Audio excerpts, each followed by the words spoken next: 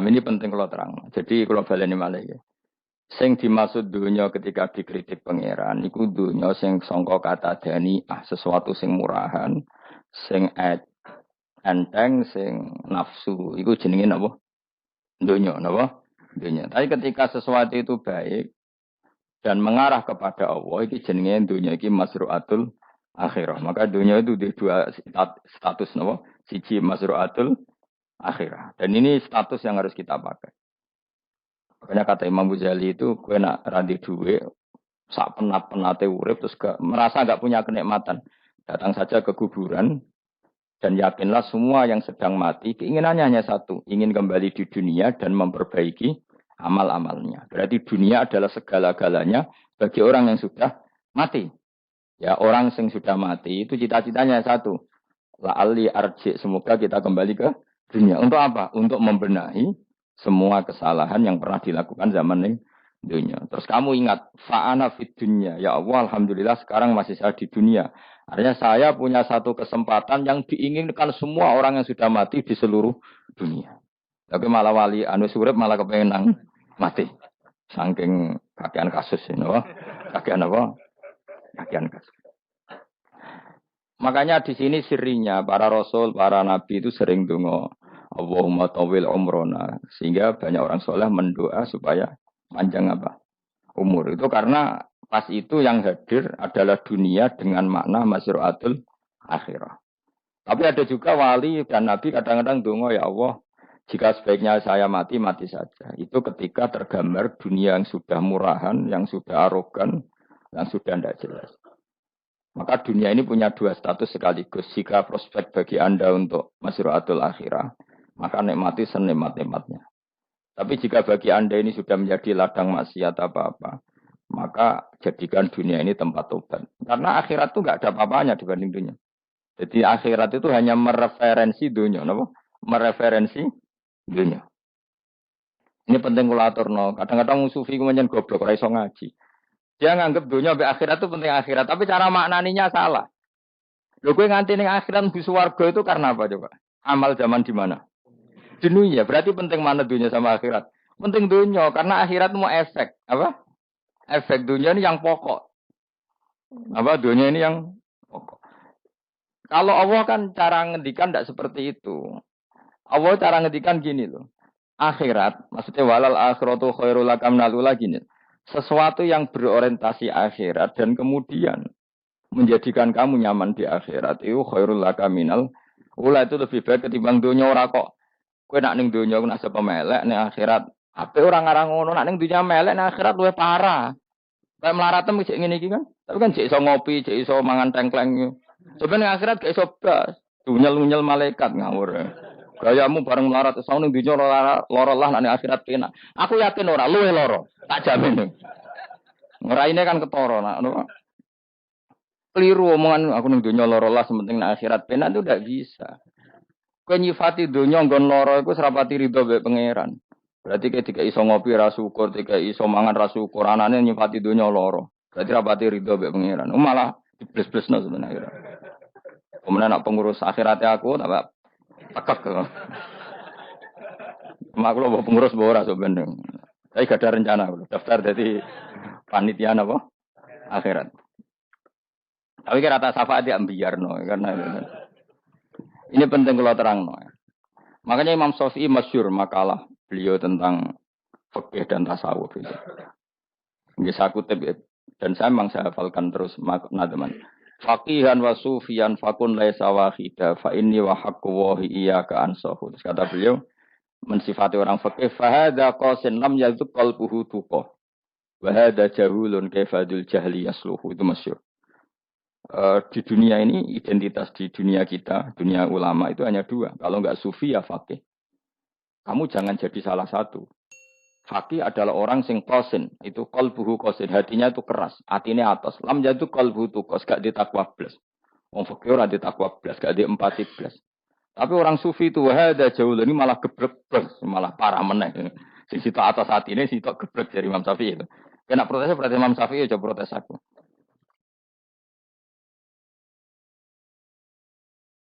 Kenapa begitu? Misalnya gini orang fikih. Kalau bapak nyontohkan tuh gini. Orang fikih itu punya aturan. Misalnya kalau rukuk tidak begini nggak sah. Sujud kalau nggak begini nggak sah. Sholat kalau tidak begini nggak sah. Oke, aturan itu baik. Tapi punya keangkuhan berpikir. Misalnya ada orang desa terbelakang. Misalnya di pedalaman Gunung Kidul, Kulon Progo. Ada orang yang ditobatkan orang-orang sufi. Orang sufi itu ya sing rodok goblok-goblok itu. Misalnya nobat kan. Enak wae wong fikir melok nobatno tapi tahu-tahu bilang ini sholatnya nggak sah, rukuknya nggak sah, Fatihahnya nggak sah. Dari sing sufi. Wah semane nobatno ora iso salat apa ora disahno. Si sufi ya goblok pisan. Ketika ngawal si ajudannya tadi sholat, nggak dikawal. Sehingga banyak aliran di Jawa sholat ala kali Joko ya ono Fatihah mau meneng tok. Sitok sujud tok. Jadi ini sitok atas hati ini orang gelem bina tapi muni rasa. Sitok goblok ora tahu nerusno pembinaan. Akhirnya ya mandek ning satu kesalahan dan diwaris ya bergenerasi-generasi. Makanya kata Imam Syafi'i itu sitok goblok, sitok atas hati ini. Jadi kamu jangan jadi salah satu itu.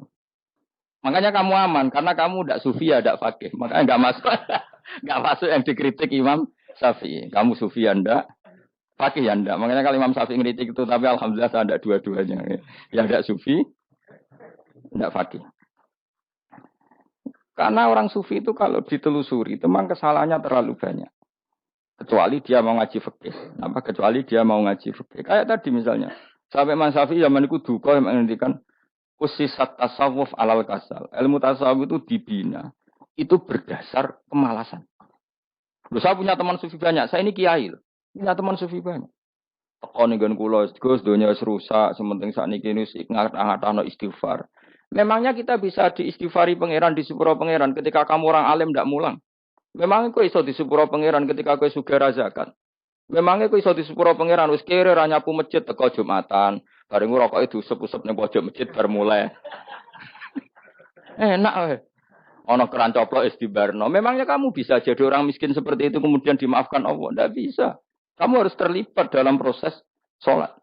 Sekiranya ya urun gawe keran, misalnya orang ngono urun masjid ya nyapu-nyapu, sing sugih urun duwe, sing alim urun mulang. Kok enak? Dunya mbok anggap rusak terus kabeh dhewean. Menengi sampean ke dhewean neraka ora tak baduri ya mrene. Ndak bisa, sufi seperti itu ndak bisa tuh kriminal. Malah Imam Syafi'i dalam satu makalah besok tasawuf, awan wis rondok ngene. Saking ekstrimnya beliau. Nah, kenapa Imam Ghazali muji orang sufi? Kitab-kitab risalah kusyirah muji orang sufi itu sufi-sufi yang kayak kowe. Sufi-sufi yang belajar fikih, napa? Sufi-sufi yang masih mau belajar fikih. Kok enak.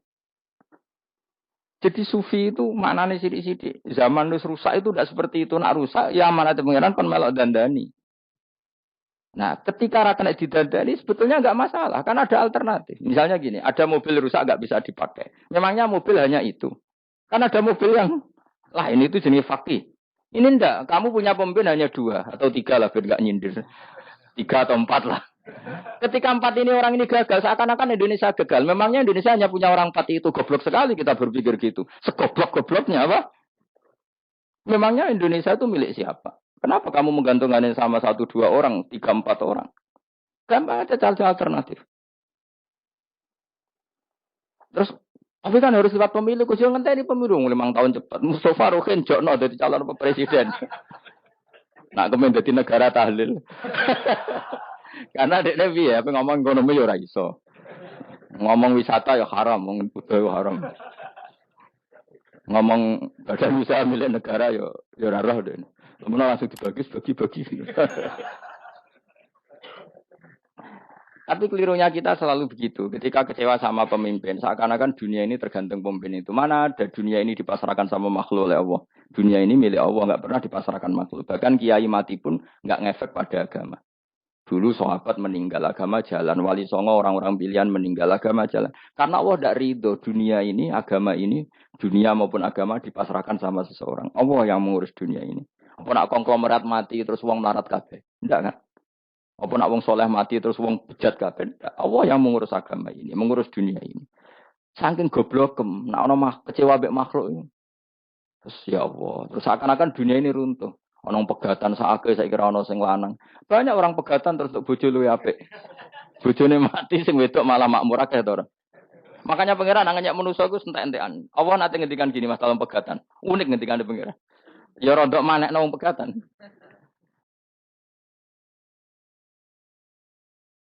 Wa iya tafarraqa yughnillahu kullam min saati. Kamu tidak usah takut dalam suami istri itu bercerai. Wa iya tafarraqa jika dua suami istri bercerai, yughnillahu kullam min saati. Bahkan satu-satunya per satu dari kedua mempelai ini bisa dikasih lebih kaya. Banyak enggak uang pegatan terus akhirnya lebih makmur. Dan kenangannya sumpung pegatan mas dhisik aku untuk bojo sing dhisik Gus. Aduh, semu goblok. Enggak sing lanang karena bosen dijudisi yang nuntung saya gitu bojo konak bojoku sing dhisik. Banyak enggak orang pegatan kemudian kenangannya itu baik sama yang sekarang. Dengan yang lalu mau gerutut tok. Banyak enggak? Banyak. Dulu kita punya pemimpin yang cakap, yang otoriter. Zaman itu pun di demo.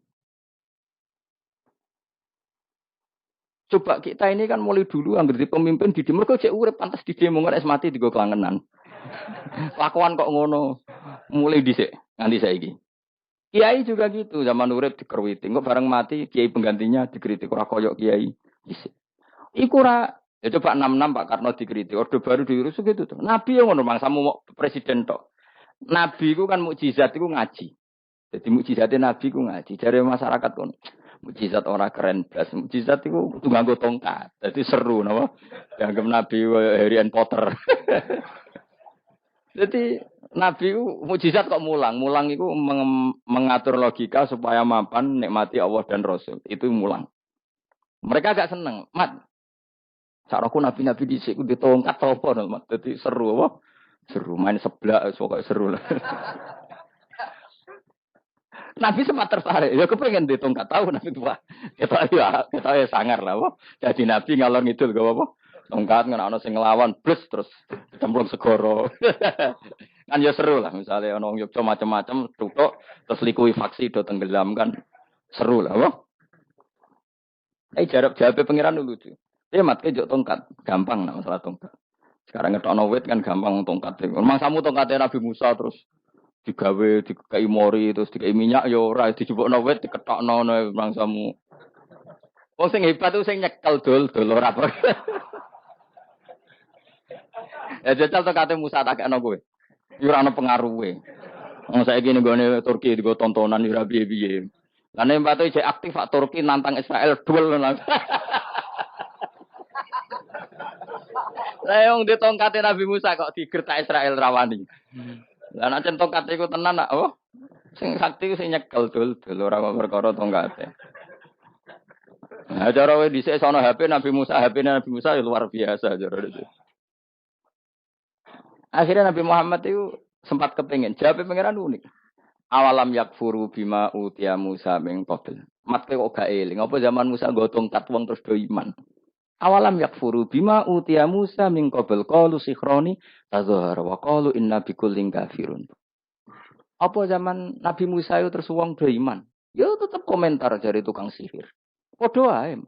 Nggo mukjizat ora padha wae wong nak tre berdua ya tetep berdua. Zaman Pak Karno sing tukang ngeluh ya ngeluh, zaman Pak Harto tukang ngeluh ya ngeluh, zaman Mega sing tukang ngeluh sampai saiki sing tukang ngeluh ya wis kegiatan.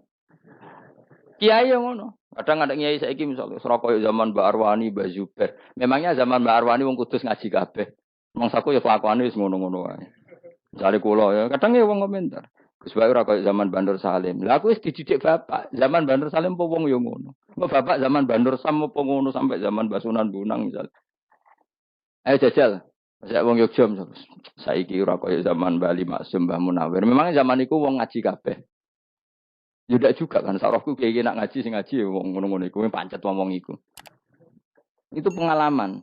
Mulane ketika Nabi Muhammad kemudian mujizat ke Nabi Musa jawab pangeran awalam yakfuru bima utiya Musa min qabl. Apa zaman Musa terus do iman mat. Padha wae engko masuk go tongkat ngalor ngidul ya. Biasa wae mat. Gak usah mujizatan mulang wis ngaten. Lho kula lho mau tawani pangeran mukjizat kok sangkare Musa. Kula mboten purun. Ya perkarane kok malah lucu. Nabi kalor ngidul go tongkat. Nabi Musa itu tongkate biasa kan, sing kondang ku wonge. Lah saiki ejek ning Turki. Nek kata tenan jek top Israel tuntas ya. Suwabet terus likuifaksi, tutup suwabet meneh dadi negara bebas wong Israel. Terus Rajab Tayyip manggon kono. Aneh-aneh wae. Subhanallah wa bihamdihi 'adada khalqihi wa ridha nafsihi wa zinata 'arsyihi wa midada kalimatihi. Subhanallah